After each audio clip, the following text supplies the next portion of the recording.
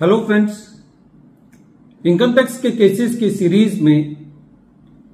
आज जो इशू हम डिस्कस करेंगे वो इस चीज को लेकर के है कि यदि टैक्सेशन लॉज के अंदर,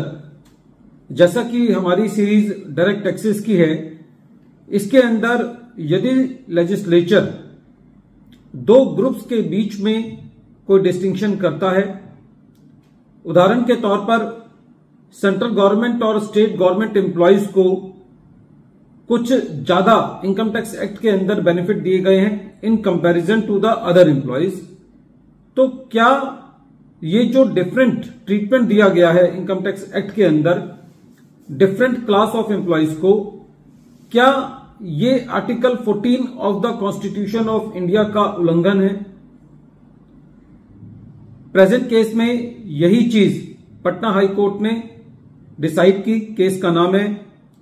Purnendu Shekhar Sinha versus union of India and others, और ये केस 471 ITR पेज नंबर 186 पर रिपोर्ट हुआ और इस केस का जजमेंट 26 फरवरी 2024 को आया। प्रेजेंट केस के अंदर जो पेटिशनर है उसका यह कहना था कि सेक्शन 10 सब सेक्शन 10AA के अंदर सेंट्रल और स्टेट गवर्नमेंट के लिए लीव पीरियड की कोई भी कैप नहीं है और जो अमाउंट उनको लीव सैलरी का मिलता है उसके ऊपर भी कोई कैप नहीं है, जबकि अदर एम्प्लॉयज के लिए एक कैप दी गई है। इसीलिए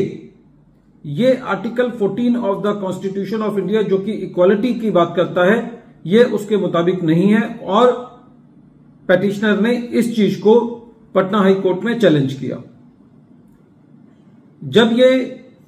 पिटीशन पटना हाई कोर्ट ने सुनी तो पटना हाई कोर्ट का यह कहना था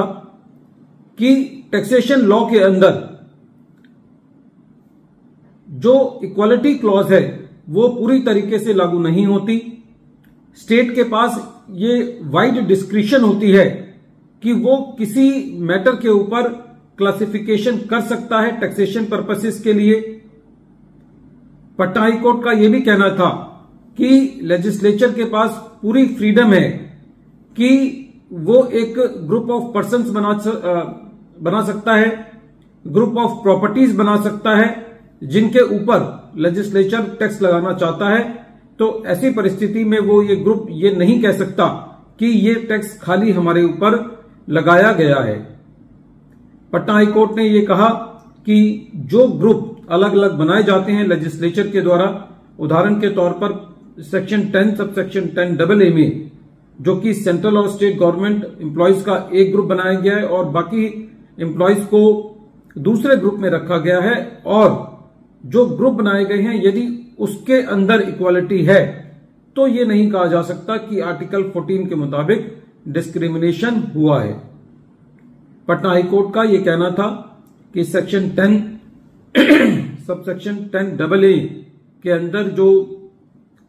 सेंट्रल गवर्नमेंट और स्टेट गवर्नमेंट एम्प्लॉयज को एक ग्रुप में रखा गया है और बाकी एम्प्लॉयज को जो दूसरे ग्रुप में रखा गया है, ये एक रीजनेबल क्लासिफिकेशन है। पटना हाई कोर्ट ने यह भी कहा कि प्रेजेंट केस में कोई भी डिस्क्रिमिनेशन नहीं है और आर्टिकल 14 का उल्लंघन नहीं है। पटना हाई कोर्ट ने यह कहा कि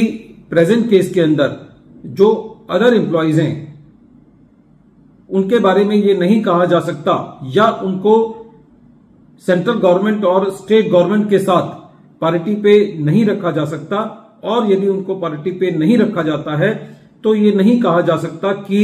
इक्वालिटी क्लॉज का उल्लंघन हुआ है, section article 14 of the constitution का उल्लंघन हुआ है। फ्रेंड्स, ये केस इसलिए इंपॉर्टेंट है क्योंकि कई बार जब हम आर्टिकल 14 के बारे में पढ़ते हैं तो ऐसा लगता है कि एट द फेस सरकार ने दो पर्सन्स के बीच में, दो ग्रुप्स के बीच में कोई डिस्क्रिमिनेशन किया है,